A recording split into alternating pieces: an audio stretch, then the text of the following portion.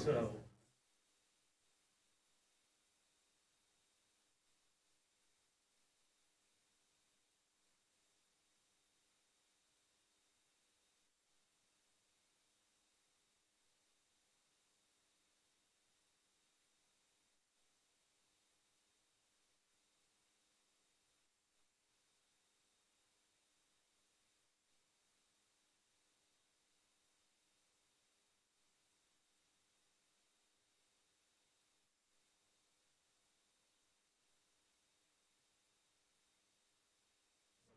Some sort, I don't know. My contacts off it, put it on email.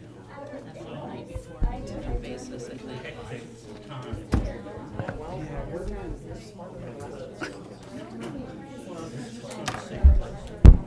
Okay, it's 5:30, it's a little past 5:30, and this is a special meeting of Finance Organization Personnel Committee. Purpose of tonight's meeting is for a budget review, and we have a standard memo that I read, but it's not here, so I'm going to wing it. You know?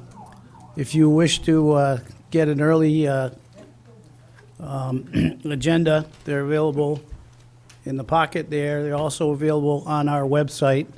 This evening's meeting and other meetings are on local channel 1302, and it's also streamed on our website. Completely the next morning, you'll get the entire package of what's going on. If you have questions after the meeting, you can bring them to or send them into this city clerk's office before 1 p.m. on Tuesdays. With that, we have 4 present, and we're going to have one join us by Zoom. And this evening, we'll pretty much handle our standard format. And we'll get into some introductions from the manager and finance director, and then ask each organization or community event that's going to speak with this evening to step up. Stand if you wish, but to at least a microphone, and identify yourself by name and address for the record. It's being recorded, and we have a minute taker that's doing it remotely, so it is important that the microphone is on. And if it's not on, we'll be reminded from a voice above. With that, city manager, please. Thank you. So just to summarize a few of the introductory comments I made last Thursday at council, I won't go through all of them. This budget this evening meets the City Council's fiscal policy limits, which limits the budget to property tax revenue increases that are based on a rolling 3 average. And a couple of years ago, we changed from the Boston, Cambridge CPIU to the Northeast Region CPIU. And it's net of expenditures required by law and debt service payments and capital leases. This year, the CPIU was 4.1%, and in your book, that is broken down on page 6. And if anyone is interested in following along, it's also on our website.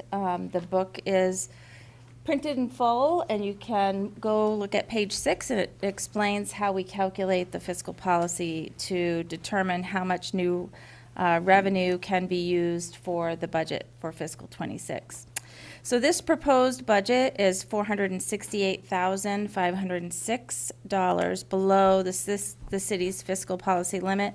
As I've done the last several years, I made adjustments in the budget until it was well below fiscal policy limits. And this budget results in an expected increase in the city's portion of the tax rate of 2.06%, is actually 0.28 instead of 27 cents, which was on my original memo. This budget does include the 4 firefighters, 1 per shift, recently approved by the City Council. It does not include expenses associated with a SAFER grant award for the fire department. If a SAFER grant for the fire department is awarded later this year, additional appropriations will be requested to cover gear, training, and other equipment that's not funded by the grant. If a SAFER grant is not awarded in fiscal 26, we will be back in front of the council to request the addition of 1 more firefighter per shift to bring us above the minimum of 12 per shift that's required to run the city's third ambulance. The chart on page 9 of the budget book illustrates the primary budget driver is the increased cost of wages. Wage adjustments are tied to contracted bargaining union agreements. We have 6 unions here in the city, and non-union wage adjustments, which include a 3% cost of living adjustment. The second year of the city's capital program has been updated for fiscal 26, and that capital appropriations start on page 49 of your budget. And overall, the tax rate estimates are based on a conservative projection, which includes no increase in the citywide assessed value. This budget also conservatively estimates city revenues associated with state municipal aid as we know them. This is a state budget year, and so some of those revenues are in flux, and so we've left them level funded. Significant revenue increases are included in several categories. The interest earnings category increased by $600,000, which has helped offset the increased bonding expenses. An increase in motor vehicle revenues of $165,000 is estimated, and an increase in ambulance billing of $200,000, which helps to offset some of the additional expenses associated with the additional firefighters. I will note just a couple of things for you this evening. I've heard from the county manager that the county may begin charging the city for backup ambulance services. We've been in a MOU with them for a couple of years now, and there has been no charge for that backup service. But I haven't seen anything yet, so there is nothing in the budget allocating money for the county for backup services. Also, I will note that there was no request from the Chamber of Commerce for additional funding this year. Last year, there was a request for $10,000 that the city did fund separately.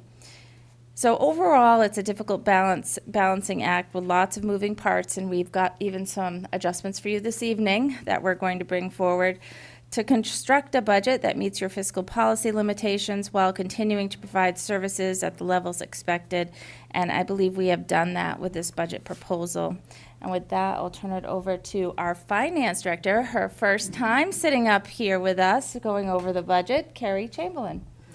Good evening. Thank you, City Manager. Just wanted to take the opportunity. Can you turn on your? There we go. Just wanted to take a moment and thank you for the opportunity to present our proposed budget for the fiscal year 26. Want to start by giving just a few shout outs. Rob Constable, who is our Assistant Finance Director, has been just instrumental. We've had, in the finance department in its entirety, has endured a number of transitions over the past few months. And Rob has been instrumental in not only supporting the department on the day-to-day processes, but also played a key role in audit oversight and stepped in to assist with the budget process. He also was instrumental in my onboarding, kind of been a very quick jump into the budget process, but he has been amazing, and I'm very, very grateful for his support. Another huge thank you to Beth Fox for her assistance. She's given me some historical data as well as, has guided me through the budget process. So she has been a tremendous help. And then thank you to City Manager as well as the other department heads for their continued support and their patience while I've navigated through the learning process. So now we'll dive into the budget book. On pages 6 through 10 of the budget book, there's an overview and summary of the proposed fiscal year 26 budget. It includes the review of the fiscal policy impact, changes in revenue and expenditures from the 25 budget to 26 proposed budget, and provides key highlights regarding the drivers of the year-over-year increase.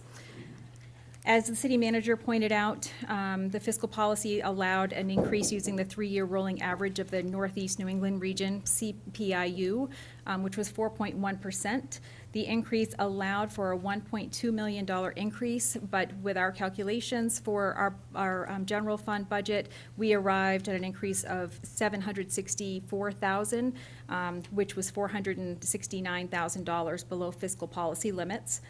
Fiscal policy further recommends an unassigned fund balance of between 7 and 17% of the total operating budget, plus property tax commitments of both the school and the county. Our estimated unassigned fund balance at the end of fiscal year 25 is 15.33%.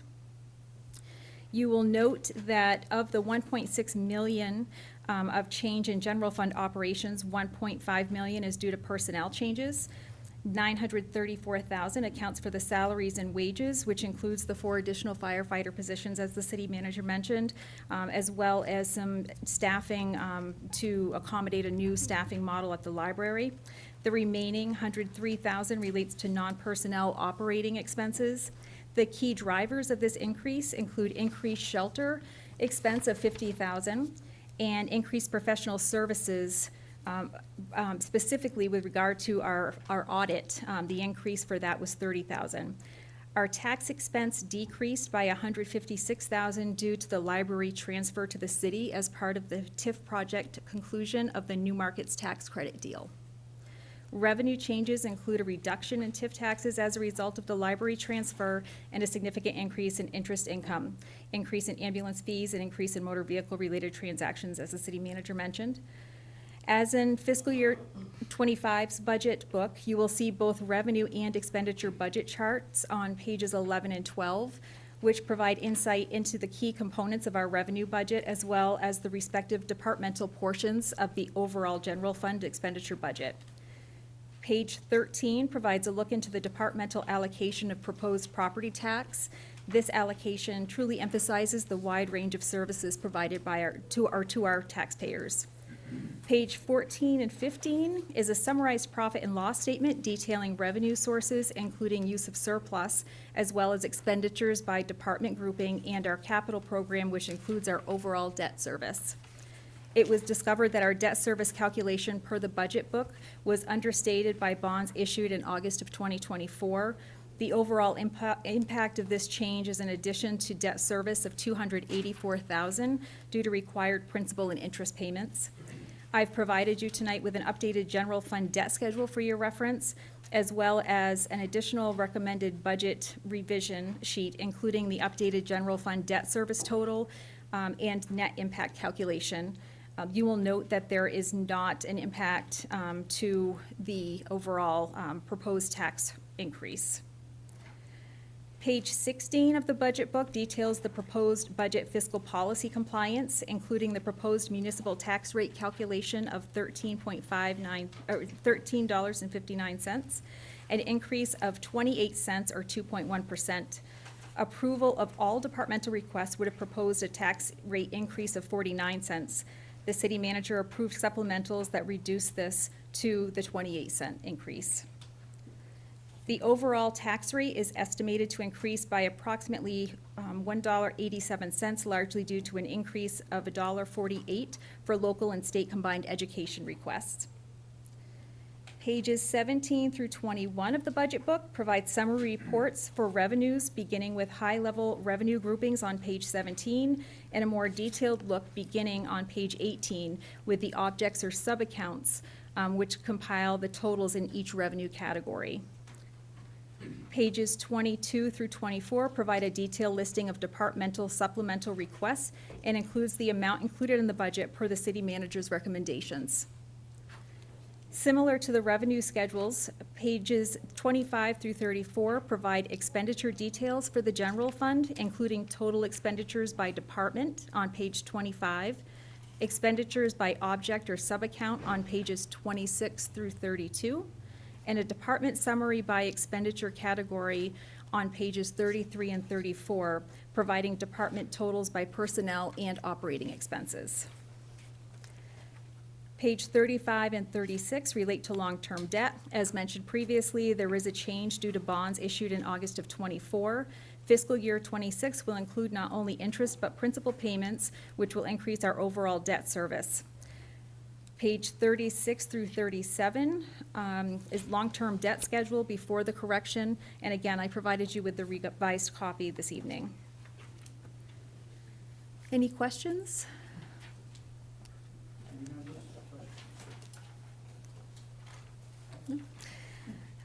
So Mr. Chair, with your permission, we'd like to move forward. Do we want to do the outside agencies first? Okay. So I'm going to invite Natalie Darcy up to speak and give a little background on the outside agency budget process.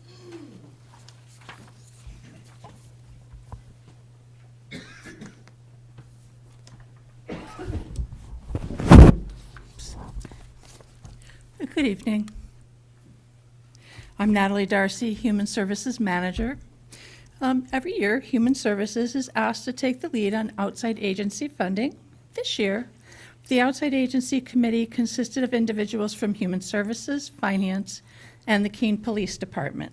The committee worked diligently, assuring that no organization that wished to apply for funding had the opportunity to do so. A public notice was placed in the Keene Sentinel in December, and the deadline for submittal was January 29th, 2025.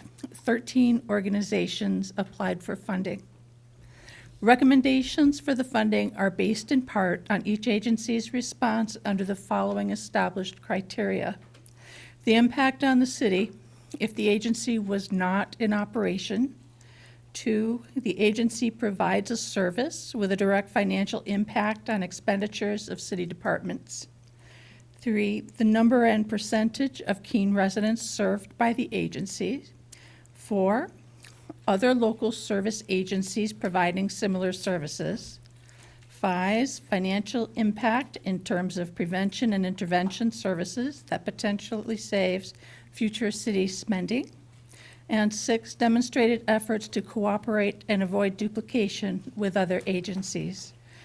The committee met with agencies in February via Zoom to discuss the agency requests. The committee then met and made recommendations which were forwarded to the city manager for budget review. All agencies were notified of tonight's meeting, and there are some of those agencies here tonight to speak about the wonderful work and services they provide to our community. And I can see that they're anxiously waiting to come on up and tell all about what they're doing. So thank you.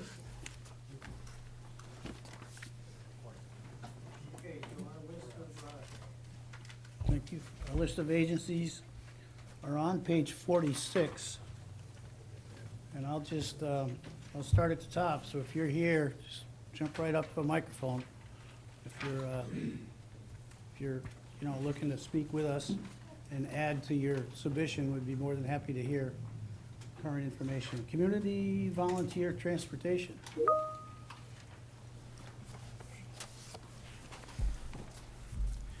Hi, thank you. I'm Alan Gillis. I'm the Executive Director of Community Volunteer Transportation. This is my first year here, and it's been great to get to know the community.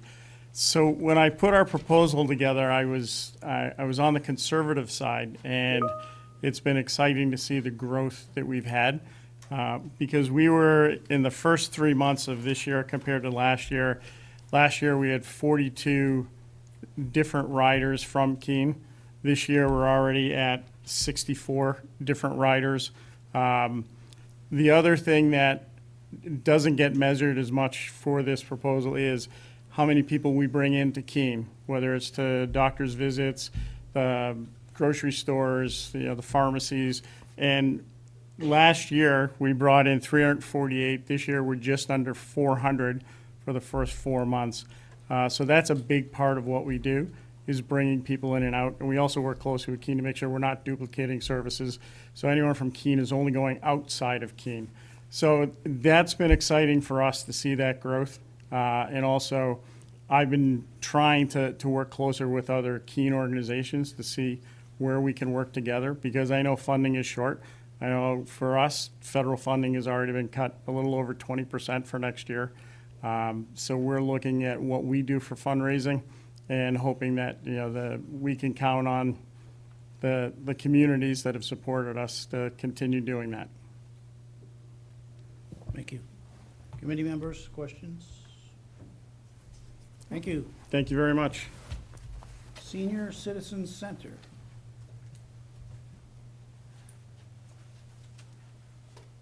Okay. Big brothers, big sisters.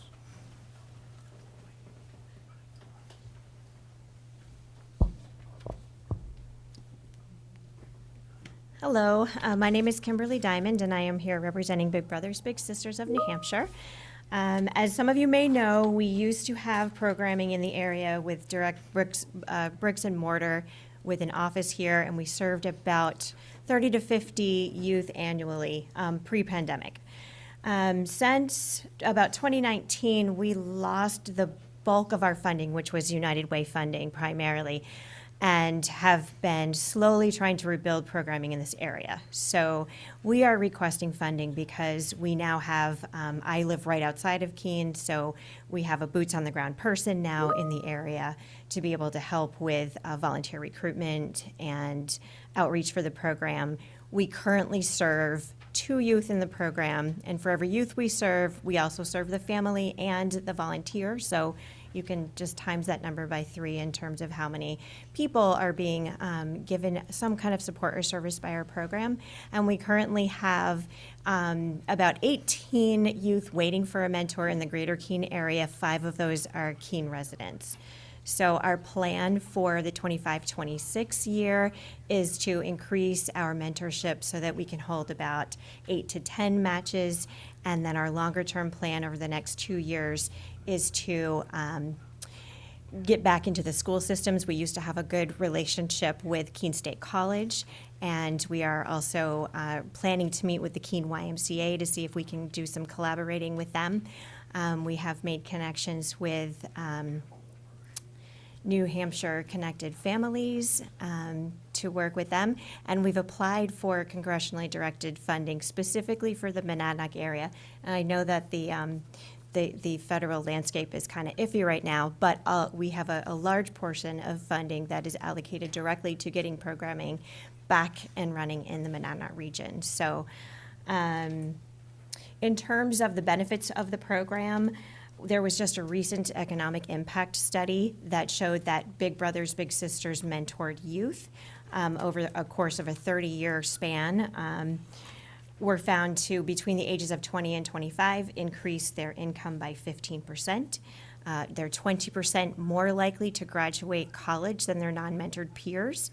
Also less likely to have truancy issues or substance use dependencies as they become older youth and young adults.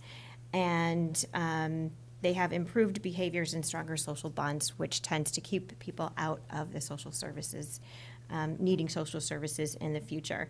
And currently, 94% of the youth that we serve have suffered some form of significant trauma, anywhere from homelessness to mental, physical, sexual abuse to living with family members who have mental health concerns or substance use disorders.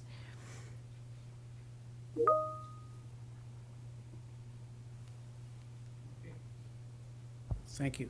Got questions here, members of the committee? Go ahead. Hey, Kim, I didn't recognize you. Hi, nice to see you. Yeah, you too. Just to go back, because I might have missed it, you said that 18 were being served? There's 18 youth waiting for a mentor in the greater Keene area. So you're thinking like Swansea, Marlborough, Gilsum, like other areas. Right in Keene, there's 5 youth on our waiting list, and there's 2 youth that are being served in an active match right now. Thank you. I knew I missed something, so thanks for the clarity. You're welcome. Anybody else? Thank you very much. Thank you. Community Kitchen.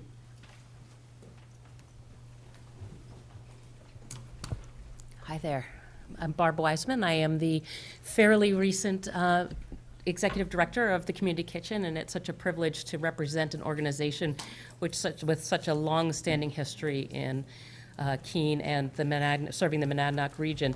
To give you a few statistics and a little bit of a background on some of our cornerstone programs, we run a hot meals program 5 nights a week over at the Community Kitchen, where we're serving traditionally about 50 folks in-house in our dining room. Last week we saw a record number 91 show up. So the numbers are climbing really rapidly. We're also sending 50 meals a night over to 100 nights because food security, wherever folks may be, is our business. And so meeting our guests where they are is really important to us.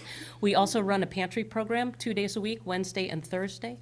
Our guests are able to choose one day or the other to come by and pick up. We aim for 9 meals worth of provisions per household member at a pantry visit.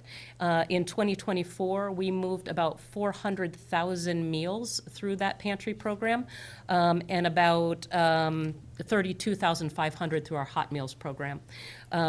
We are serving the entire Monadnock region, but we are very careful with our data and counting where folks are from through our pantry program. In the hot meals program, there is no barrier to access. We don't ask for any information, no income limits or anything. They don't have to tell us where they're from, don't have to explain anything. On the pantry side, we do collect a little bit of demographic information for these very purposes so that we can go to the municipalities and be very direct about the ask. So of those 400,000 meals that went out of the pantry program last year, that represented 3,400 individuals. 64.2% of those were from Keene.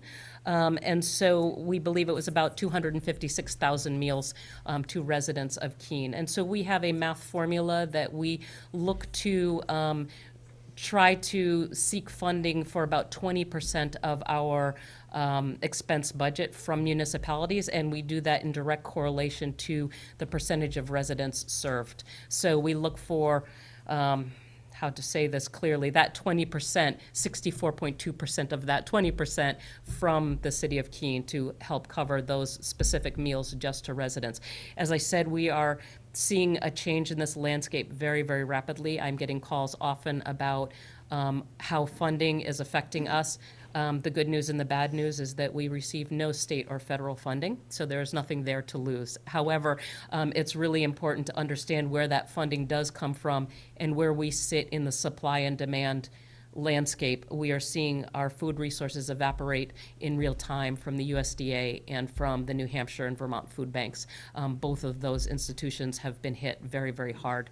And so that is coming down to us very clearly as we're receiving less and less food provisions. At the same time, we are seeing individuals who are losing social services such as SNAP and WIC and being impacted by other economic factors. So demand is going up, our supply is going down, which leaves us with our critical mission in hand, which we are not at any time going to abandon, which is to make sure that we're getting food into the hands, stomachs, and refrigerators of folks that need it. So what that comes down to is the likelihood of us needing to purchase more of those food resources as we're not receiving them from the places most of the food that we're seeing historically, about 95 to 98% of all of the food resources that we're serving through the community kitchen were coming in by donation through USDA, New Hampshire Food Bank, Fresh Rescue, local food drives.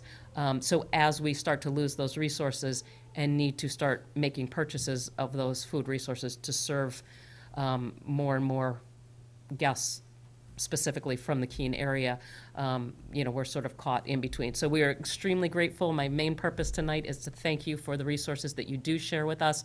They go a really long way. We look to be the very best stewards that we can possibly be of those resources and spending those dollars as efficiently as possible and making sure that we're getting those resources into the stomachs of those who need them.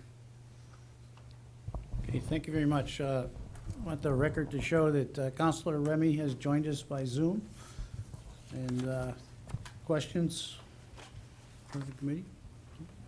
Thank you. All right, thank you very much. Elderly Meals on Wheels.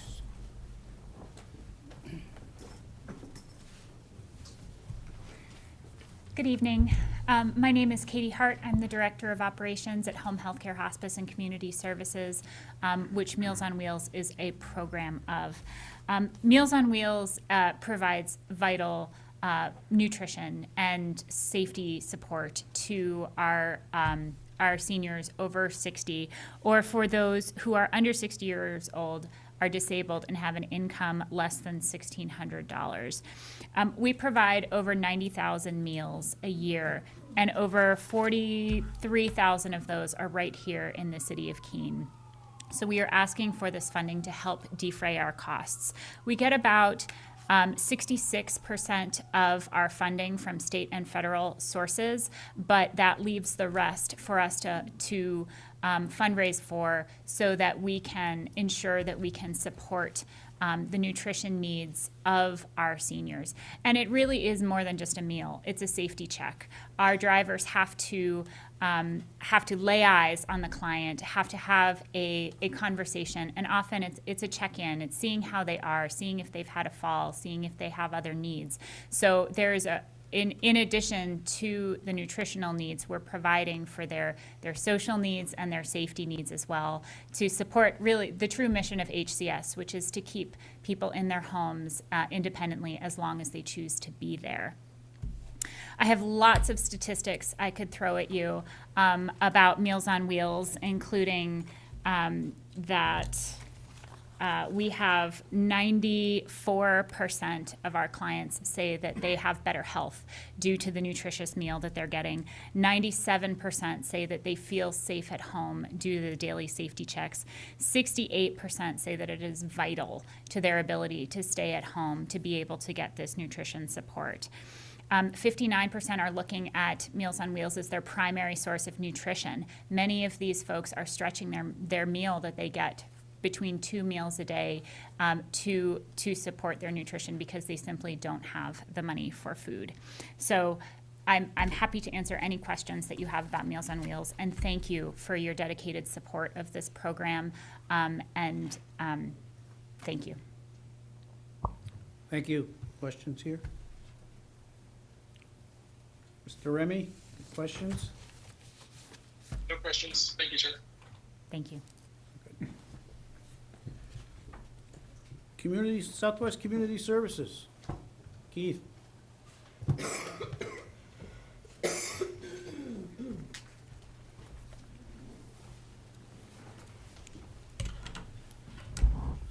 Good evening. My name is Keith Tebow. I'm representing Southwestern Community Services tonight. It's good to see you all again. Southwestern has a long history of collaboration and interaction and cooperation with the city of Keene. Happy to say there are several current and former board members sitting behind me in the audience tonight. So it's a great relationship that we have that leads to some really great things. I do have a few high points I'd like to go over that really speaks to the director's assistance that Southwestern Community Services has to Keene residents. On sort of the highest plane, we provided just under $4.5 million directly to Keene residents through our programs last year.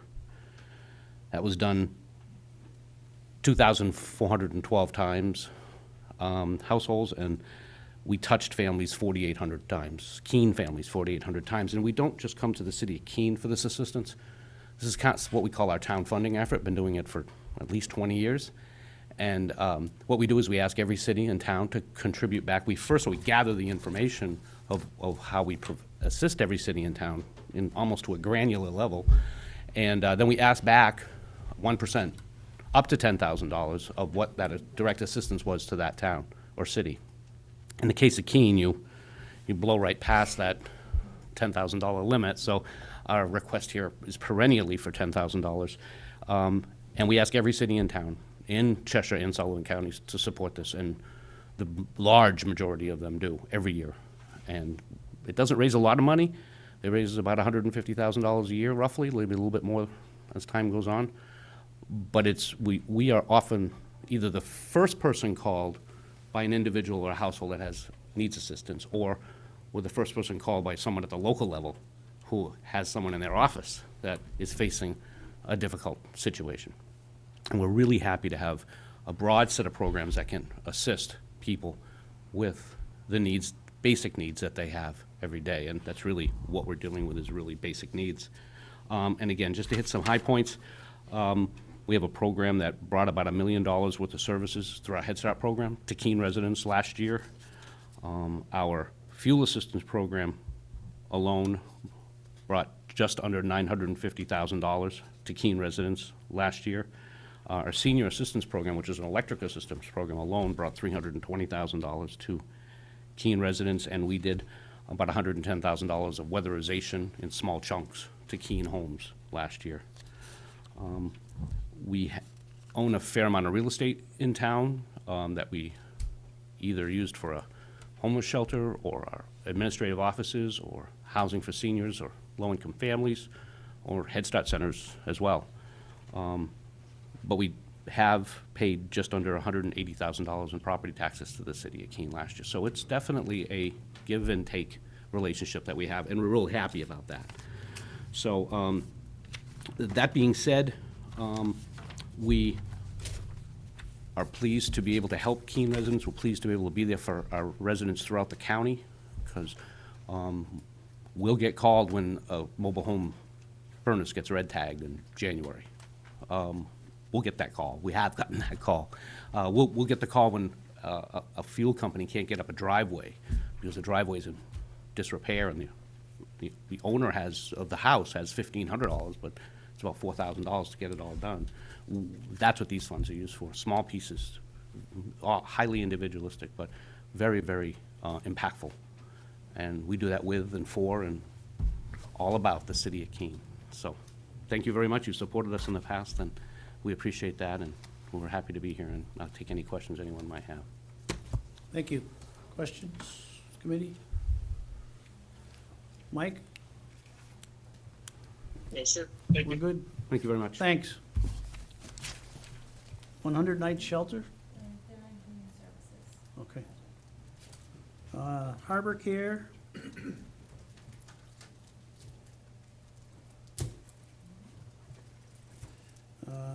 Monadnock Regional Child Advocacy?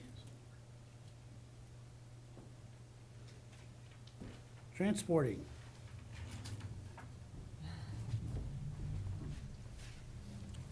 Hi, me again. Again, I'm Katie Hart from Home Healthcare Hospice and Community Services, this time representing the City Express bus and the transportation programs at HCS.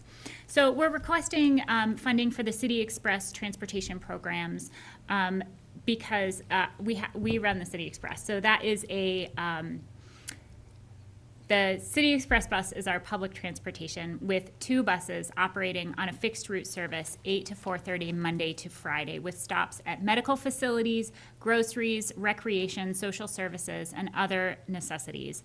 We have a 3rd bus that operates as a paratransit service, providing door-to-door service for those with transit disabilities. And just about 3% of our riders use that paratransit service. This helps reduce social isolation. It increases mobility for people around the city of Keene. And again, leading back to the mission of HCS, it helps keep people in their homes for as long as they choose to be there. This year, we're projecting to surpass 21,000 rides on the City Express bus. And we also operate the Friendly bus for older adults and the Medical Express that goes to White River Junction, to the VA, and to Dartmouth, Hitchcock, and Lebanon. That adds another 7,700-ish rides. So a total of almost 30,000 rides on all of our transportation services. We have made some changes in the past few years so that we're more frequently going to Market Basket. We've added the primary care at Maple Ave as a stop so that folks can get there as well. And we've made 3,800 trips to medical facilities in just the first 6 months of this year. We've been very successful in getting feedback from our riders on the Passenger Advisory Committee, and we do surveys to get input from our passengers of the stops that they need and how we can better provide for their services. And last year, we reported that we were receiving 3 new buses to better support, to re-engage our fleet as some of our buses are aging out. We have not yet received these 3 buses from the DOT, but we are hopeful that we'll actually receive them between now and July 1st. So we know that they're on their way, but hopefully they will transport themselves in our door pretty soon. We also continue to work with our community partners, the Southwestern Regional Planning Commission, the Next Generation Transit Project, and other folks in our region to continue mobility, not just in the city of Keene, but also in Cheshire County and our local region. Thank you so much for funding the City Express, and I'm happy to answer any questions that you have. Thank you. Questions here? Counselor Remy? Okay, thank you. Thanks so much.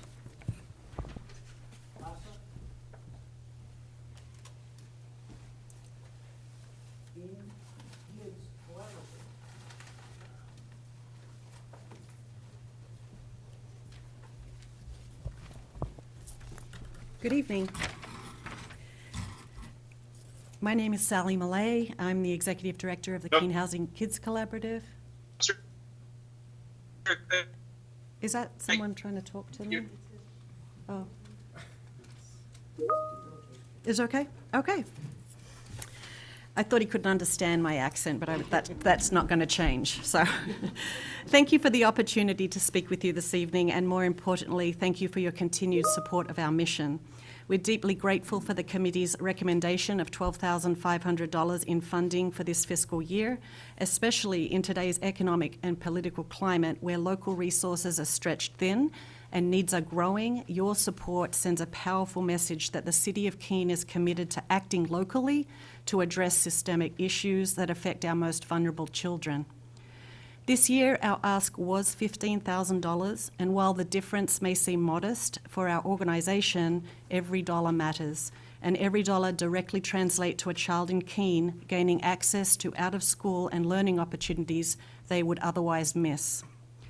The 267 Keene kids we anticipate serving in the upcoming year live in households with a median annual income of just $23,000. 3/4 of these homes are headed by single mothers. Nearly half of our kids have an IEP or receive special education services, which is more than double the district average. When we remove financial and bureaucratic barriers to participation, we open the doors to after-school and summer programs that don't just keep kids busy, they prepare them for adulthood. They build academic confidence, social emotional skills, and career readiness. They help close the 6,000-hour opportunity gap that separates low-income children from their more affluent peers by the time they get to 6th grade, which is an opportunity gap equivalent to 5 full years of classroom instruction. This year, state funding for summer programming through the Rekindling Curiosity initiative came to an end. That's a major blow for families who rely on these programs not just for enrichment but as a lifeline. Your investment is now more vital than ever. City funding is used entirely for direct program costs, registration fees, tuition, keeping kids in local programs, and channeling more than $263,000 back into the Keene economy through payments to youth-serving organisations. It's a high-impact, low-overhead model, and it works. There is clear evidence that every dollar in after-school funding that's spent saves at least $3 in future social costs in the long run. So again, I thank you sincerely for your continued partnership, and as you finalise your recommendation to the full council, I respectfully urge you to consider full funding of our $15,000 request, which reflects the growing need and growing opportunity before us. Thank you for your time and steadfast commitment to the future of Keene's youth. Thank you. Questions here?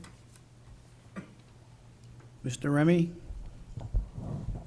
Okay. Thank you. No, sir. Thank you.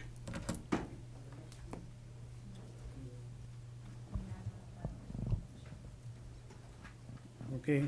Banana violence prevention? No one here, okay. Street outreach, MFS. We're moving right along. And that's it for outside agencies.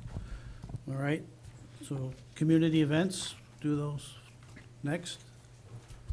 And Independence Eve. Mr. Baseball. Guilty. My name is Kevin Waterston, reside at 10 Westview Avenue in Keene. I'm representing the Keene Swamp Bats tonight here for the purpose of first thanking you for the past years of support for Independence Eve, which is the we partner hosting the city's fireworks, and asking that you consider the same number as the past few years. I would remind us that this event is a baseball game followed by the fireworks. It's a family fun entertainment. We do not charge for the fireworks. We shut down our gates approximately 8 p.m. And we look forward to another sunny evening. Questions here? Mike? Guess not. Thank you, sir. Thank you. No, sir. Floor on the 4th.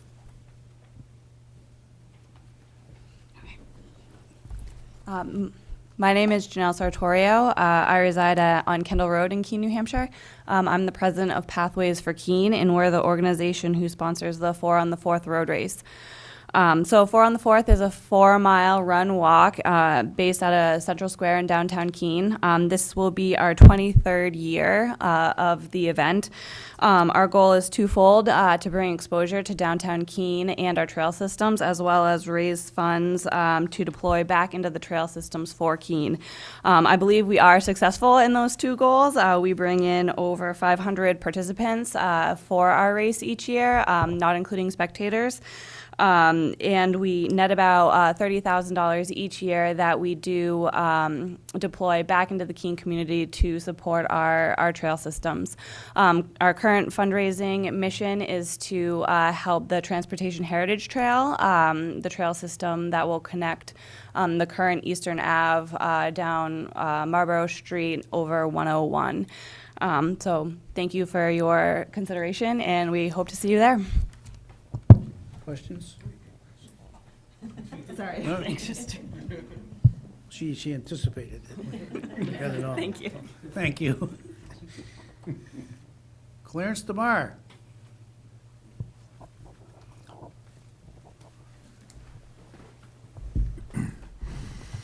Good evening, Alan Stroshine, 27 Salisbury Road here in Keene, member of the Keene Elm City Rotary Club and race director for the Clarence DeMar Marathon. And I will start, as I normally start, in thanking you for an incredibly long relationship with the city, starting at the current mayor and past mayors, our city manager, the council, and every single department within the city that we touch to put on this event. We had our first protocol meeting for the 25 event this afternoon, or this morning, I should say. And it seems to go like a well-oiled machine with just making minor updates. And I cannot speak highly enough about every department that we interact with in terms of their support, encouragement, helpfulness to make this a true community event, probably one of the best on the calendar, if I may say so boldly. I want it to be also known that the proceeds for this event, 100% of all proceeds go to the Keene Elm City Rotary Club. We are a 100% volunteer operation. We only have to pay our vendors and food and tents and things like that. And a good example of the proceeds is that we are in the second of 3 weeks of delivering sneakers to every single second grader in Cheshire County, encouraging them to move every day and be active and be healthy. That's just a small part of what the proceeds of this event go to. We were very proud earlier this year to be recognized by the Monadnock Collaborative for the impact we've had in our community, and it's this event that funds that. So our relationship with the city is very much appreciated and acknowledged, as well as the financial support that you provide. Thank you. How many years? This will be the 47th running of the marathon. Questions up here? Thanks very much. Thank you. Fire Prevention Parade. It's a little event that happens out front. The Keene Music Festival. Okay. Kiwanis Tree Lighting.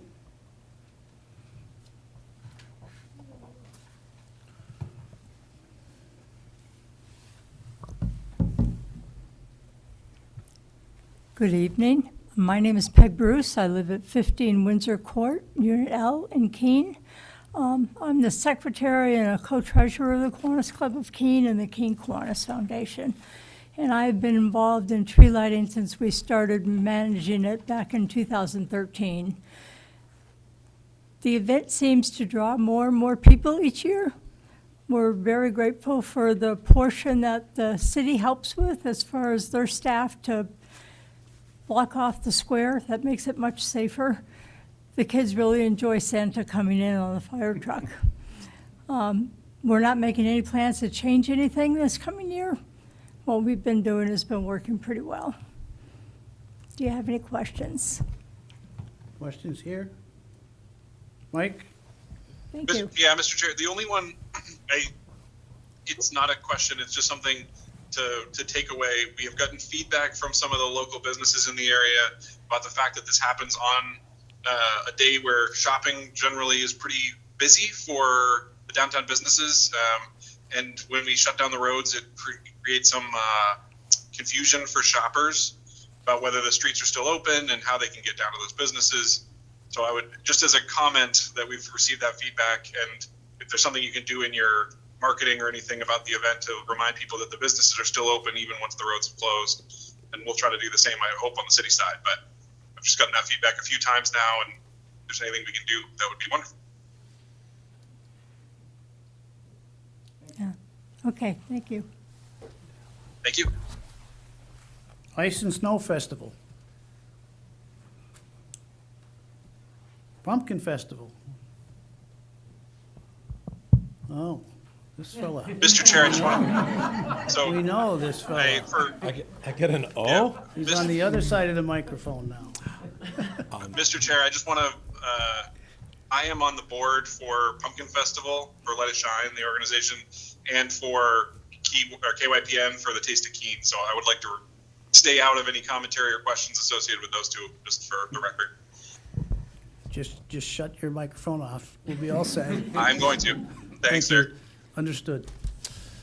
Welcome. Mike Giacomo, Hurricane Road in Keene, representing Let It Shine, the organization that hosts the Keene Pumpkin Festival. First of all, thank you so much for all the years of support, both budgetary and also just being a great partner to this event. It's been really good 3 years that I've been running the event, working with DPW, working with police, working with fire, both during the event and before and after. The city has really helped us out in a lot of ways that we didn't even expect. It's been a great relationship, and we really do appreciate that.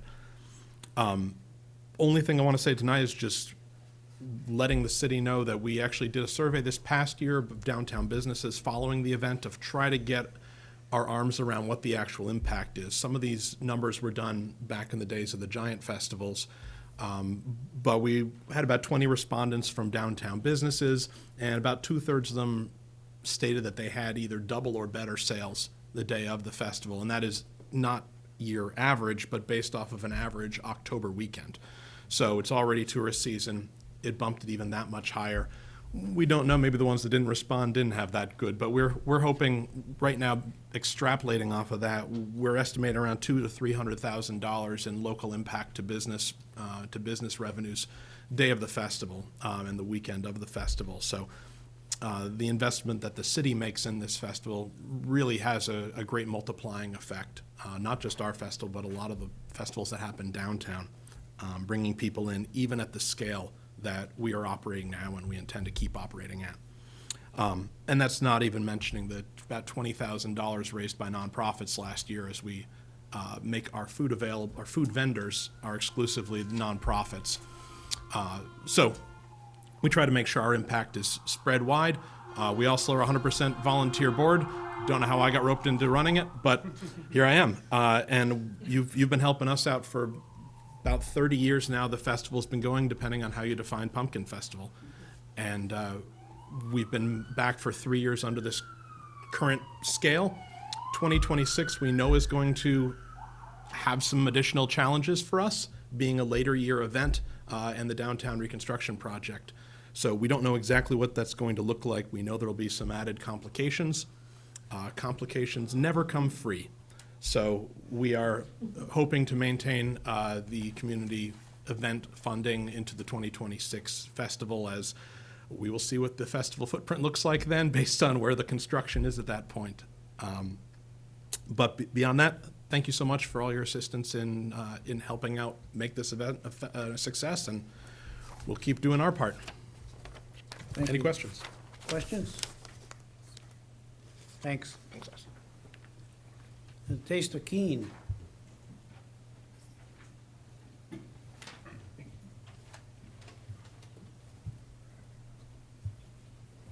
Hi, everyone. I'm Alana Fierro. I'm president of the Keene Young Professionals Network, which is located at 25 Roxbury Street. We've done the festival for 4 years now. This will be our 5th year this June. So this has become a flagship event for us, something we really look forward to every year and that our board really enjoys. Like Pumpkin Fest, we are a fully volunteer board, so everybody who does it out of the love and appreciation for what we can do downtown. This event had started initially as a response to COVID when we really weren't able to host any social events for our members. And so kind of echoing Pumpkin Fest and the Downtown Reconstruction Project, our goal for 2026 will really be to help downtown businesses bring in people to enjoy the food and beverages that we offer in our region.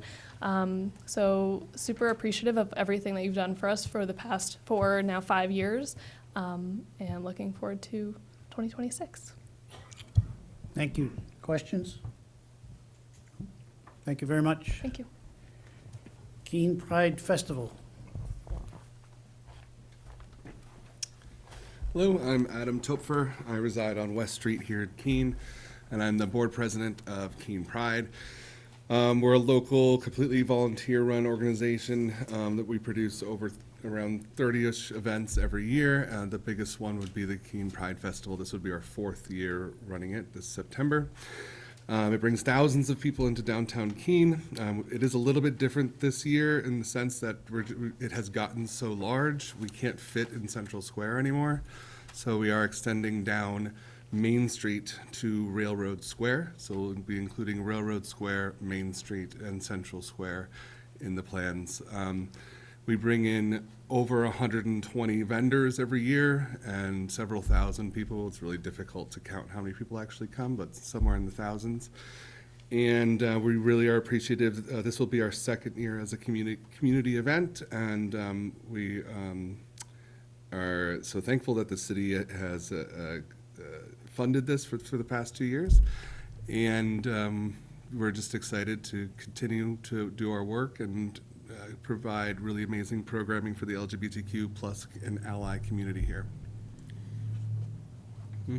Thank you. Questions? Yes, sir. I just have a comment now. Since we made it through it, from personal experience, I started donating. And lo and behold, when I started donating, I got more and more and more requests. And I go, wait a minute, I only have so much money, so people are competing for my money to take away from another worthwhile cause. And I think every single cause right here is extremely important. And I think people like the city's looking at and other people are looking to help. But I think it's really important that the citizens realize we may have to come up with a little bit extra help because the demand for the services are greatly increasing, like the food kitchen, mental health, all these. It's really important to say, oh, this is all I'm going to do, because we do have a lot of need in the city. We're not a really wealthy city. And so I just wanted to bring across, I appreciate what everybody is doing. It's all important. It's all for the greater good and the quality of life for our citizens. But I just want to get the point across to the other people. It's really not about saying, I'm not going to give my $25 to these guys this year because I think I'm going to give it to that person's $25. And so what we can end up doing when we're going out of the way to help somebody, we can also at the same time disadvantage another group. is that directed at Keene Pride or? No, at no, I everyone? was, Okay. no, what I was Yeah. doing was that Yeah. we went through all the community ones and went through Sure. all these. So I was just putting it together. It's Okay. more directed at the people who are watching and my fellow council Okay. members. Understood. Thank you. Thank you very much. So, any agency that I missed or might have come in late? All right. So we are at city managers? Mayor and council on page 40.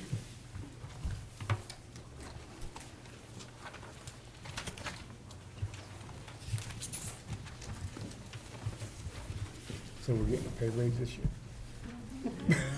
I guess we don't negotiate very well, I guess. No, I don't.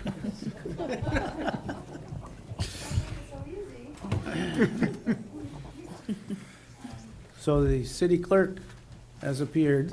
Good evening, Terry Hood, City Clerk. Though we don't create this entire budget, we do have a few items in here that I wanted to go over with you. The line items that we tend to focus on are the minute taker wage lines, the council official expense, supplies, software. There's a few in here. But you can see that we have a couple supplementals. One of them under operating is other services. We have seen a slight increase to our municipal code software there, our codifier.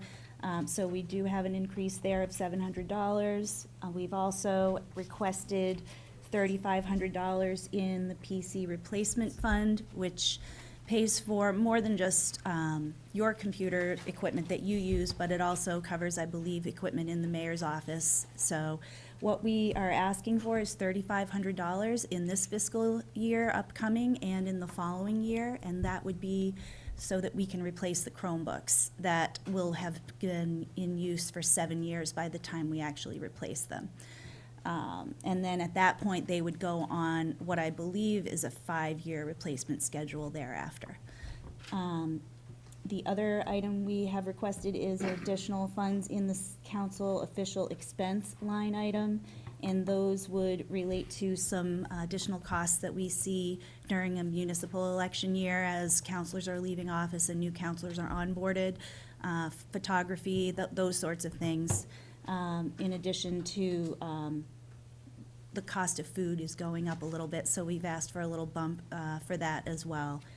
And then finally, in the supplies software line, you'll see a $280 increase, and that has to do with purchase of Grammarly for one of our new staff members.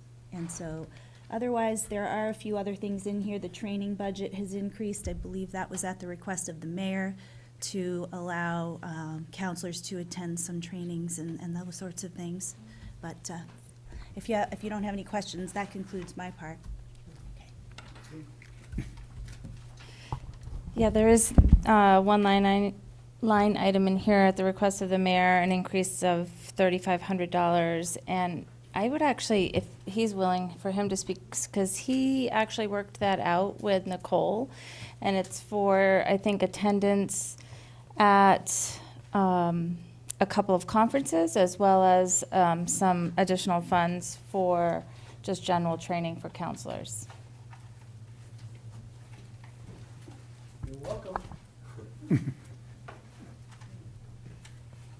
I thought the manager did, Jay Kahn, Mayor, I thought the manager did a fine job. But the point is, I actually didn't go to a conference this last year, but it gave us the opportunity to cost it out. It's the National League of Cities that is the most appropriate relationship for a city of our size to have an affiliation. And this would allow for that occasion to be acted upon without causing disruptions in other people's accounts. And that's why to bring it forward. Thank you. Counselor?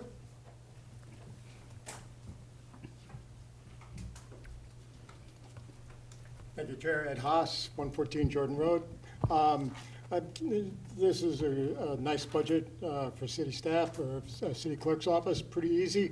I don't know where I should ask this question, but I'm looking for where we might be incorporating new technologies and AI systems. I know AI is creeping in places, particularly in minutes taking and such. I'd love to hear a little bit about how AI is making us more efficient going forward. Thank you. Sounds I like a would say good IT IT. night, yeah. Okay, we'll pick on them. Yeah. Okay. I'll leave the IT to the IT department, but I will say that as opposed to seeing it in a line item in the budget, what we're finding is applications are incorporating AI features. So a lot of the applications we're already using. From a communications perspective, it's in our graphic design software now, it's in our emails, subscription lists, in our email content software applications, it's in our social media applications, so you're not going to see it necessarily as a line item in some of ours. There may be others. I mean, some of us do pay a $20 a month fee for generative AI tools. But so I don't necessarily think we'll see it as a line item. However, I leave that open for the IT department to weigh in further. Okay. All right, moving along, I am going to sort of go page by page now. Can you turn on your microphone, please? Okay. We're going to go page by page on subjects, as we do not have a lot of contributors. And if it's a department specific, we'll have the department come up. So page 43 is all of our committees. Any questions up here? Yes, ma'am. To the city manager, I'm assuming.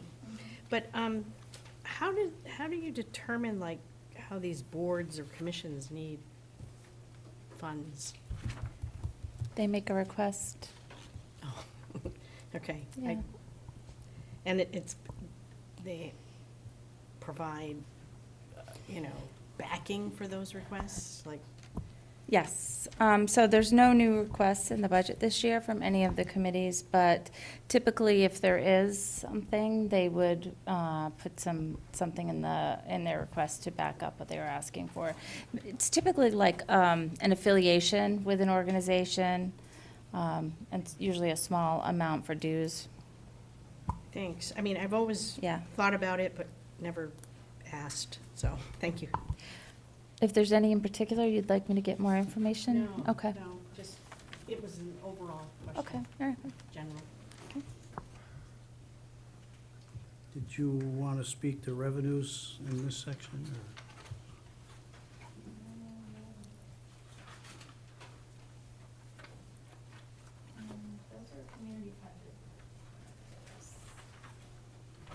I think on page 48, it has to do with community funded events, so it's kind of a complicated process, actually, where we determine how much it's going to cost for the city services, and then there's an in and an out depending upon how much the city is contributing towards that event, and then there's a net. So I think it's best explained on page 47 in that chart.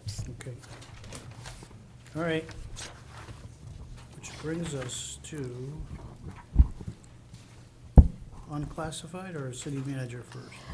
So just real quick, capital appropriations are on page 49 through 53. As I mentioned the other night at the council meeting, I did not make many adjustments. So this is the second year of our capital plan, and it's the green column, and the only adjustments that I made was pushing out 1 year of the public bathroom, and that is because we've been carrying funds in here for a public bathroom on Gilboa Ave for a couple of years now. They are funds that would be debt funded, as there isn't currently a revenue source for it. And as the work on Gilboa Ave isn't occurring for a couple of years, I pushed that out. And then the other item that I adjusted was related to the downtown, the West Keene Fire Station. So the West Keene Fire Station has been in the CIP for a few years now as a grant-funded project, and so until we find a grant to actually fund it, it just keeps getting pushed out. So those were the two general fund adjustments that I made to the capital plan. Questions? All right.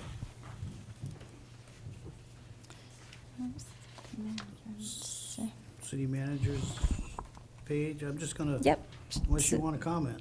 Yeah, so the city manager's budget starts on page 54, it goes through page 59, and you will see there are really no additional requests except for in the emergency management office. So city manager's budget includes my office, as well as the deputy city manager, both of the deputy city manager positions, and the emergency manager, which is currently Court Blomquist in a contracted position. And so the adjustment is actually for the wages that he is working in that role. And then he had requested additional $500 for operating supplies. We have accomplished some of the projects that have been on his list this year. One of the big projects was moving the Emergency Operations Center up into the training room, and that has now been accomplished. Right now, he is working on the hazard mitigation plan, and we are working on getting a deputy emergency management director up and running. Normally, there's two, and when Court retired, it was an additional responsibility as part of his public works director job, and it really can be anyone as long as they have the right, skill set for it. And so Court was gracious enough to continue on, but we are working on trying to train up some people in the organization to be able to take that on at some point. So that is the only adjustment. You'll see it's at the bottom. It's an additional $16,899 being allocated to emergency management. Everything else, there are no supplemental requests. Questions?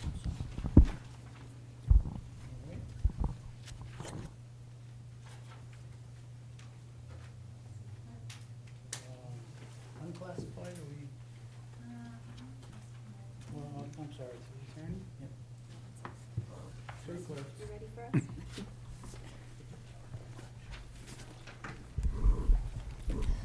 Good evenings, Terry Hood, City Clerk. I'm not sure how much you want to get into our revenues, but the one area where we are seeing a slight increase is Record Center revenue, and I think Bill might be able to speak to that a little bit better than I. Talk about the increase that we get. Yeah, we have not increased in clients, but certainly the services that we provide to them have generated approximately $30,000 annually, as well as their storage in our facility. And going back to our goals for this fiscal year, just briefly, some of the things we're planning on working on, obviously we have elections this year, municipal elections in the fall. At those elections, we'll be deploying our new Voting Works vote tabulation system. That is going to add some funds to our request to our budget for some additional funds for programming fees for those devices. Fortunately, we've already paid for them with a grant that was received last year and some funds from the state. We're also looking at doing some record center improvements and assessing what future storage capacity needs might be.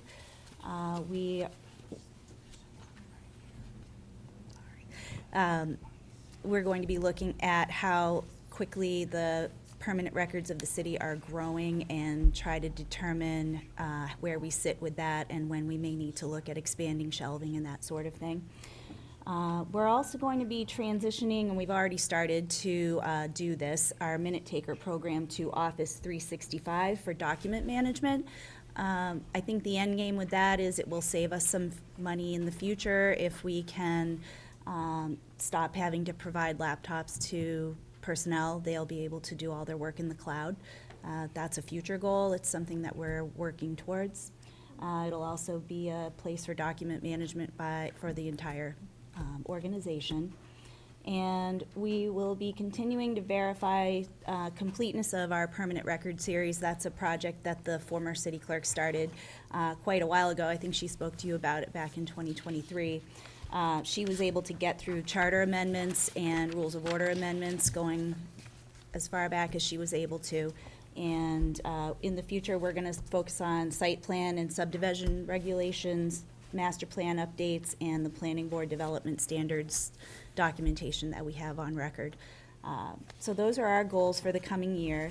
And just to get into some of the requests we put in for this fiscal year, under personnel, we did ask for some overtime fees for our permanent hourly full-time employee that does tend to work extended hours at times, and we wanted to be able to extend overtime pay to that person when it's appropriate. So you'll see that that's in our budget. Under our operating budget, our phone communications have increased slightly by $160. And in elections, this is, I think, where we always see the most fluctuation, but you'll see that we're asking for $5,700 in the maintenance office equipment line. That is related to, the state is requiring us to start using accessible voting systems at all elections. This is equipment that they provide to us for state and federal elections. They are going to be providing some funding to purchase these devices, but we will be responsible for preparing them for the election. So the funds here are for that purpose, the coding and just preparation for election day. And then in the printing budget, we're asking for an additional $3,100. That has to do with our new tabulators. There is a cost associated with their use on election day. And so we've added that to the budget so that we'll be prepared to take that on in the fall. And along with that, $700 addition for supervisor sessions. A new bill went into law last year that requires us to have them meet every 90 days now. And so we will need to add some additional session dates that we need to publicly notice. And so that will cover that. And then in our software supplies line, we're asking for $1,200 for a piece of software we demoed last year that allows us to recruit and schedule all of our workers on election day. So other than that, we do have one additional request in our operating budget for the Record Center, and it has to do with establishing a building maintenance account for that location. The location is over, 25 years old at this point, and it needs a little love. And so we've asked for some funds. We did have some issues with some of the systems there. They needed some repairs that came to as a surprise to us. So we just want to plan for that so that that doesn't happen again in the future. We also have a flooring project that needs to be completed in the archive room in order to make it really usable again. And do you have anything to add about the flooring project? Yeah, just, so that's kind of it's a locked, contained room. Not a lot of, so we don't get any maintenance support. We're often trekking in equipment from outside, loaded up with boxes, so we're dragging in a lot of debris that is constantly having to be managed, and we feel that if we put in some flooring to manage that better, it'll be at least more aesthetically pleasing, as well as we're starting to see wear and tear on the floor because of that. It's a VCT vinyl flooring, and so we're going to just we're thinking about putting like a rubber cover over it all, so that way it's a little bit more ergonomically will work for us as well. That concludes our section. If there's any questions. Questions? City Clerk's office. How many folks have visited the Records Center? Anyone wants a tour, we love It- giving tours, so It, let us it- know. It sounds like it's a good article for the Keene Sentinel. Oh, wonderful. It's a state-of-the-art operation. I don't think you're going to find many other communities in this state, have the size and systems that are there. It's definitely a point of pride for our office. It's very nice. Yeah, For other sure. than the Very state nice. archives, we're kind of a mini version of that up there in Concord. But we All do, right. we do a lot of, we do support a lot of our surrounding towns as our clients. We have 9 clients, several counties as well. So we are utilizing, or we are trying to facilitate supporting municipal governments who are in need of record storage services. I mean, a lot of these regulations that get put on us for managing records and having to keep paper makes it very burdensome on the municipality to live up to that obligation. So we're happy to support wherever we can. Thank you.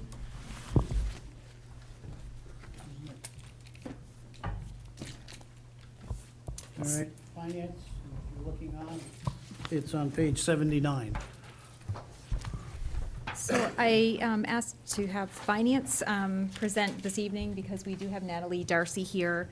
So Natalie, if you want to come up, she's going to speak to the human services portion of the finance budget.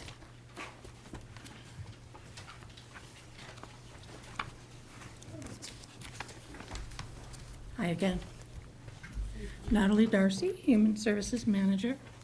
So Human Services provides short-term emergency financial assistance with housing, electric, home heating fuel, homeless assistance, prescription medications, and cremation when necessary.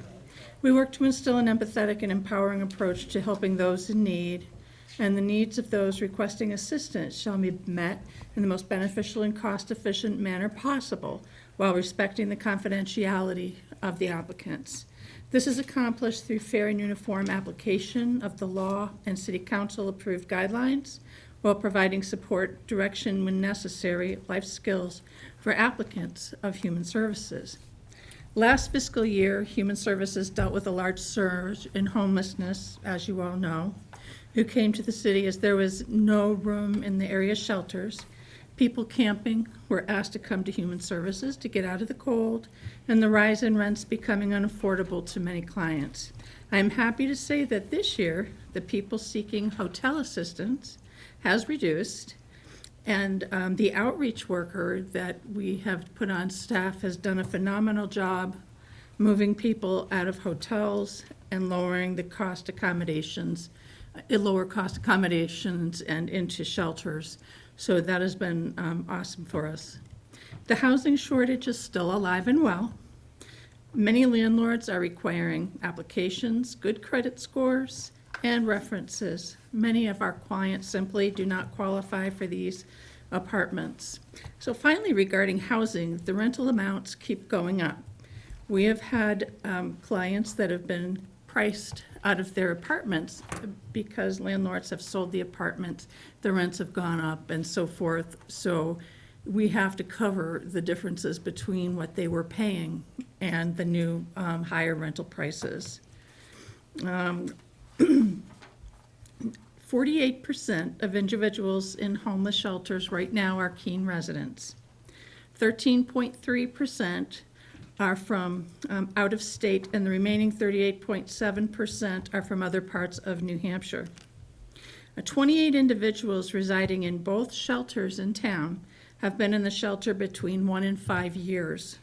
37 individuals have been in the shelters for up to 6 months, and the remaining 6 months to a year.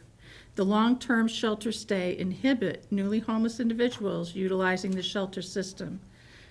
But the good news is the Human Services rent line item is on track to stay within the fiscal 25 budget.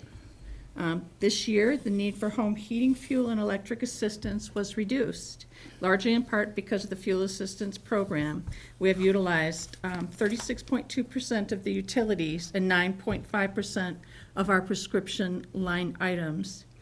However, because of anticipated cuts at the federal level, for fuel assistance and expanded Medicaid. I asked for the line items to remain the same. If LIHEAP funding is drastically reduced, which is fuel assistance, or eliminated, our costs could potentially soar for both home heating fuel and electric this upcoming heating season. If expanded Medicaid is reduced or discontinued, our cost to assist with prescription needs will greatly increase as well. As for reimbursements, to date, Human Services has received about $18,343.93. This is less than last year, but we received around $50,000 in reimbursements last year from clients who were staying in hotels, and they were reimbursing for their fair share of the hotel cost. So they would bring us what it would cost, what they could afford to pay. These were individuals who had income through various ways, in addition to cash reimbursements for people who simply wanted to pay back their benefits, which is nice to see once in a while that they do come through. So we also have lien reimbursements and SSI reimbursements. This year we didn't have the volume in the hotels, and so those who are in hotels, motels for the most part do not have income. The $18,343.93 received to date this fiscal year is for follows. We had cash, $938.39. Motel reimbursement, $10,884. Welfare lien payoff, $5,379.82. And SSI interim reimbursement assistance of $1,141.72. This, of course, amounts vary from year to year depending on client situations. Human service staff continue to provide case management, participate in meetings to end homelessness, and work closely and daily with the shelters in Keene. We continue to collaborate with community partners in the area to provide many services that the clients need. And finally, Human Service continues to coordinate the holiday sponsorship program that assists between 280 and 300 individuals each holiday season. Any questions? Thank you. Any questions? Colonel. You stated that we had some people that were been in and out of shelters for up to 5 years. Yes. Not trying to. Those individuals, or are they families, or a combination of? There is one family that's been in there quite a long time. Most of them are individuals. Yeah, for the family, that would definitely cause some adjustment in mental health problems for the children. Counselor. Thank you, Mr. Chairman. Jacob Favelis, Main Street. I have a question. This might be for the city manager. I know that we have worked out a kind of billing scheme in partnership with, I think, Southwest Community Services. But hearing that actually a minority of folks that are utilizing some of the housing and shelter services are Keene residents, I'm interested in how it's kind of an update on how it's going actually recouping some of those costs from surrounding and sending municipalities. Probably Natalie has a better sense of what the number is right now, but I can tell you the last time we met to talk about this, we've had mixed success. And we've had some pushback, and we did work with Senator Fenton this year to put forward some language that would help us with some of what we see as sort of gaps that communities are using to avoid having to pay. But Natalie, I don't know if you have a sense of recently what our numbers are looking like. I don't. Okay. For the numbers, I know that a lot of welfare offices across the state are not happy with us. Yeah. Yeah. Well, we have almost like a code between welfare offices that if a client comes in, they're your client, and then if they're from somebody else's town, you call that town, give them the courtesy of saying, okay, we have your person. With the people that we are billing are not human service clients. And so that's what makes this a little bit difficult. Yeah, so I'll just describe it a little bit more. So in Natalie's budget in Human Services, we have MOUs for 100-night shelter and SCS shelter services. So we used to have 100 nights in outside agencies until we entered into an MOU with them a year or two ago. When we worked with Senator Fenton to get the bill passed for billing, for reimbursement for clients who are outside of Keene, we started first with just billing for clients that come in that Natalie sees in human services. And we've been pretty successful with that. Then in our conversations with the shelters, we learned that the shelters were not getting reimbursement for the outside communities that were sending people here, and that directly impacts us because if we have if we aren't able to access shelter beds because other communities are sending them to shelters here in Keene, it's a direct financial impact to us. So I made the case for creating an arrangement with SCS to bill for them for people who are coming in from outside of the Keene area. So we've done that for about a year and a half now, and it did create a lot of concern in the area communities who provide welfare services, and they were concerned that, why was the city of Keene getting involved with this? And we explained that it's about paying for your resident. Whether they're coming here or they're coming to a shelter, it impacts the city of Keene. And so we do have several communities that have paid for it. Natalie has taken a lot of heat for it in the human services, circle or association, the Welfare Association, but it's been somewhat successful. We do need to meet again with SCS to talk about what we have for outstanding billing. There's no liability for the community, so we're not taking on the cost. If for some reason another community doesn't reimburse them, we're just assisting with the billing so that we could utilize this residency requirement that was changed in the law a couple of years ago and try to get more communities to pay their fair share. One of the arguments has been that if someone from, let's say, Swansea comes in and is in a shelter, they want that person, if they're going to have to support that person financially, they want them to fill out their welfare application.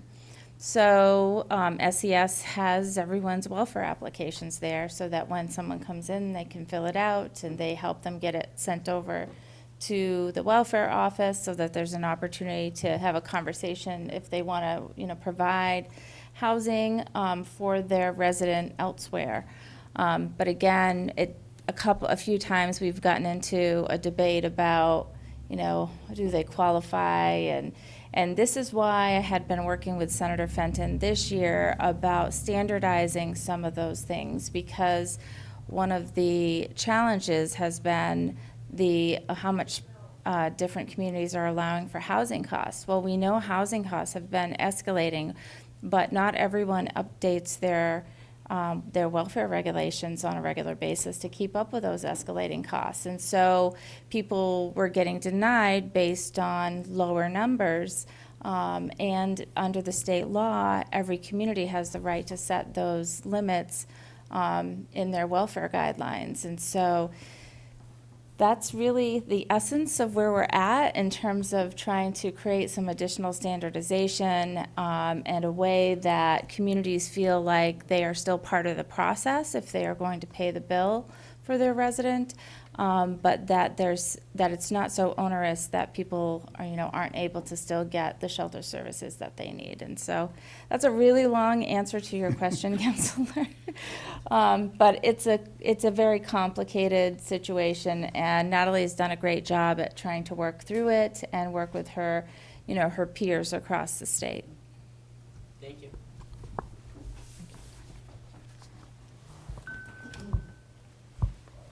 So just to finish the finance budget, just wanted to talk about some of the fiscal year 26 initiatives that we're looking at.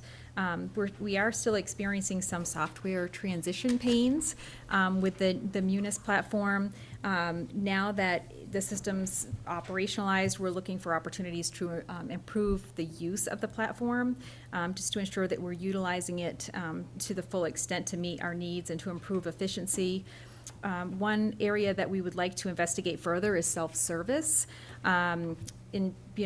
Fully understand we may not be able to implement it fully for payroll purposes, but we would like to take some small steps to ensure that, perhaps we could offer, W-4, that somebody could go on and complete a W-4, or they could go on and, access their pay stub. So we're just looking for ways to, provide an ease of access for employees and efficiencies for all of our processes. As mentioned, we have had some staffing transitions. We're currently fully staffed in both the immediate finance accounting area, human services, and purchasing. We are working on some positions in revenue collection, although we have extended an offer for the deputy revenue collector position. That actually happened today.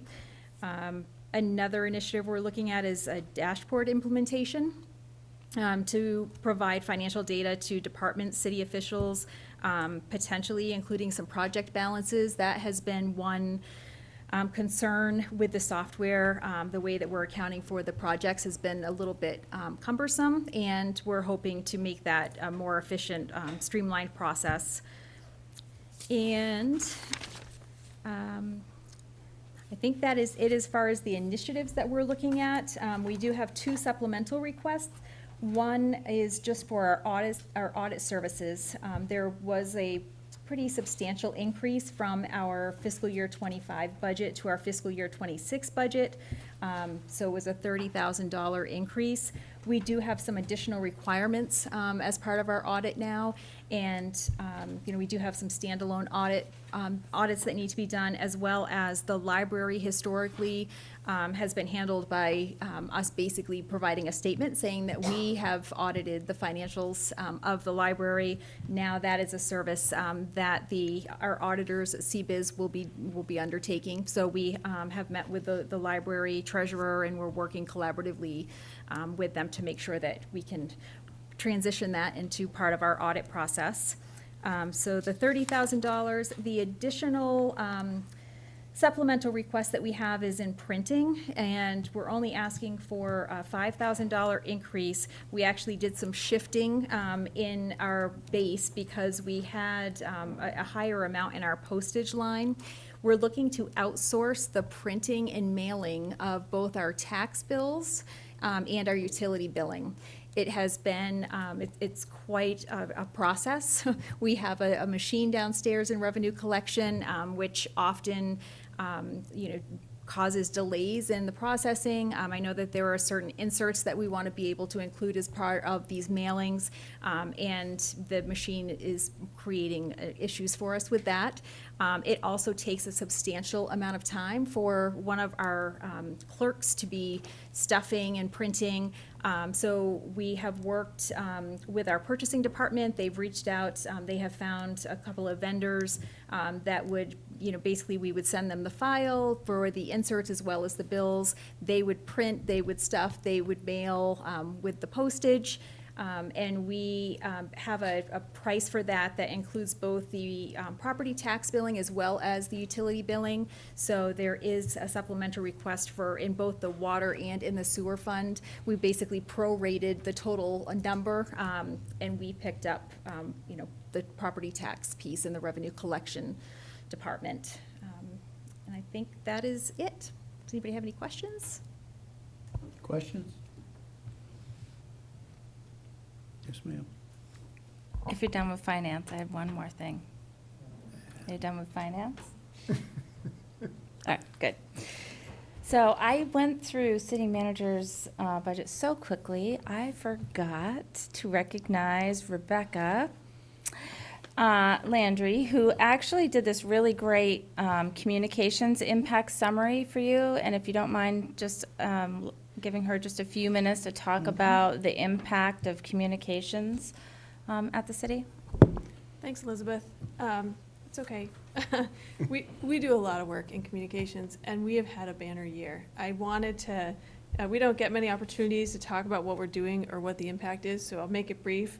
But even just in the last month, the reach that we've had online has been phenomenal. And so I want people to know that that's what is part of our budget. We talk about branding, we talk about marketing, we talk about communications. We are hitting every platform we can think of for online and offline communications. As Carrie was talking about, one of the key communication methods for us has been utility bill inserts. There are people who do not care to be on social media whatsoever, and there are people who do not have access to social media whatsoever. There are people who are online but are not necessarily on our website or following our email, and they're not watching the meetings on the cable channel. And so the utility bill inserts have been a very key way for us to get information like parking bans, the state requirements regarding the lead line service inventory for our water systems, you name it. And actually, the Public Works Department now is looking to also use the utility bill inserts to get information out to the public. So just real briefly, a quick overview of what we're doing. For social media, we now have 6,164 followers, and that has grown well over 20% in the last year. So that doesn't sound like a big number, but for a community of 25,000-ish, that actually is excellent. And at a time when Facebook and Meta, over the last 12 to 18 months, their approach to communications has not been stellar. It's changed quite a bit. However, where others are seeing their followers drop, we are seeing our followers increase drastically. And so I'm really glad to see that. We've had close to 400 new followers just in the last month. We have 2,273 followers on Instagram. Instagram is the feel-good platform. People like to see happy, lucky, fun kids and dogs and parks and people playing type of videos. And all of that builds a good impression of the city, so we're very grateful for that community as well. We only have 183 subscribers to our YouTube channel. However, we've had 717 video views in the past 28 days, and those are city meetings. So that's a big impact. I'll also say that for website, we recently migrated our website. We now have the tool we need to improve search. We had a talk with our web developer today about actually really improving the search functionality. Now that we have the tool, we need to, they said what we're looking for is like the best web search tool ever known to humankind. However, I don't care. That's fine with me because what we have on our website as a municipality, we have lots of different types of content. We have so many minutes and agendas that if you search for the word bicycle, you're going to come up with a lot of minutes and agendas, but you might actually be looking for information about bike lanes or a stolen bike or something like that.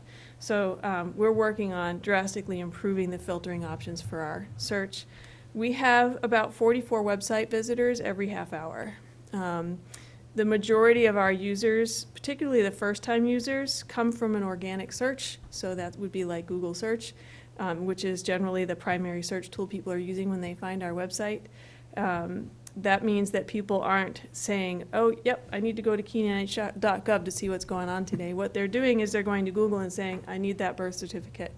I need to know what it takes to apply for a permit. I need to find that phone number for the finance department.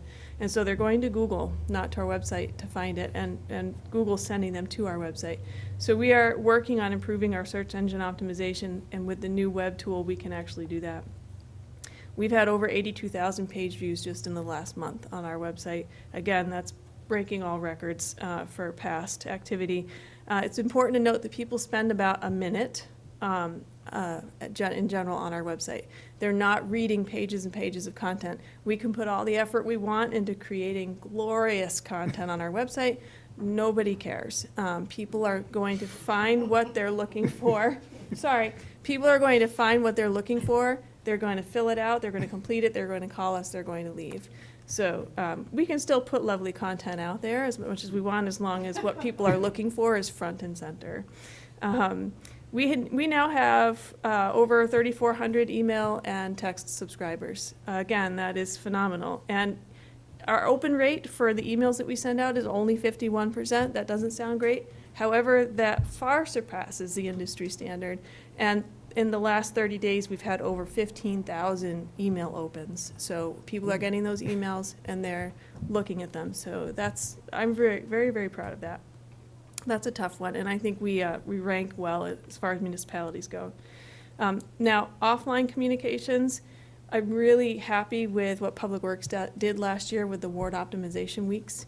That was really good because, as a matter of fact, we're doing a presentation on this at the first ever 3CMA New England Regional Conference in June, which is going to be here in Keene. 3CMA is City County Communications and Marketing Association. They do an annual conference, national every year. They're very well known. But people want to hear what we're doing to actually go out into the community because that's what's working better nowadays. People aren't coming to our meetings, but people do want to still hear from us and they do still have questions. They just expect us to be in their neighborhood. So we're doing ward optimization weeks this year, but also we're going to separate from them somewhat of our table presentations and our in-person sort of meetings and conferences because we were going to let Public Works do Public Works during Ward Optimization Week using C-Click Fix, which will be great. We have other listening sessions. Community Development is going to each ward twice a year into their backyards to say, hey, what are your questions? Do you want to meet the staff? What's going on? And then between Parks and Rec and the city, we're looking at more community night events this summer. We have the bill stuffers. We're doing more physical signage, parking for events, for any of our major initiatives that are going on from neighborhood to neighborhood. And we're doing more radio interviews and press releases. The radio interviews have been phenomenal. And every time we do a radio interview, they cover it on My Keene Now. And My Keene Now has been growing in their viewership tremendously. And then finally, we have our podcast development. So we started podcasting last November, I think it was, and the idea was that we would just try it. Let's try it out and see how it goes. Let's cover what goes on at the council meeting for people who don't come, they're not tuned in. The biggest objective with the podcast was to reach tech-savvy people who don't care about social media, and they don't come to our meetings. And they're listening to the podcast on their way to work, on their drive to pick up their kids, whatever it may be, when they're coming home at the end of the day. Maybe we have a gentleman online who listens to us at 2 o'clock in the morning when he can't sleep. So no, it's the opposite. But it didn't put him back to sleep. No, it didn't. And so we were working on building an inventory of podcasts before we started advertising. And just a few weeks ago, we started advertising because we have a dozen podcasts now in our inventory. And we learned a lot in those first few episodes. We are trying to keep them to around 20 minutes or less. Some are a little more. That's okay. We're learning how to title them so that we can draw people in if they see what the podcast is about. We're learning how to advertise them online, but we are doubling our subscribers every time we put out a new podcast. So I'm really proud of that, and I will say that's gotten us a lot of attention across the state for having a really professional podcast. Yeah, can I just add to that? So she had to convince me to do podcasts. And I will tell you, the first few times it was really boring because she said, go through what you talked about at the council agenda. And so that's exactly what I did. And it was so long and so repetitive. And then I started to say, I'm just going to talk about what I think people are really interested that happened on this agenda. And then I'll start talking a little bit about that and why we do things or the process to do things or the steps. And then we have people come in. So I had the chief come into the last one we did, and Terry Hood came in for a few minutes. And so we have some different voices. But it's basically Asa and I talking on these podcasts, and Rebecca's critiquing us, which she's doing great. She does a great job of, but we've gotten better at it. So if you're going to listen to them, don't listen to the first few. We're much better towards the end. Kudos to Asa. Asa's putting in a lot of work behind the scenes to pull those together. And the last thing I would say is surveys. So we're using Flash Vote more now, and I think we're doing some surveys I know that the city clerk, actually, who just apparently walked out, has just released a survey for some of our businesses who are running community events about the banner and whether or not there's an interest in using that. But we did one of our last surveys was community engagement survey to see how people want to learn about what's going on at the city. And the biggest interest there was email and surveys. They are watching on our social media, they are watching our videos, but the biggest preferences are email and online surveys and online comments. So we'll be investing more time and energy in that. Very nice. Excellent. There's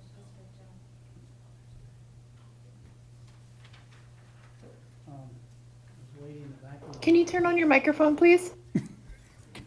We were talking about you, so I didn't want you to hear it. Lady in the back of the room, I think, wants to do risk management. She stayed? Want to do it on HR night? Oh. So she just wanted to stay and watch us.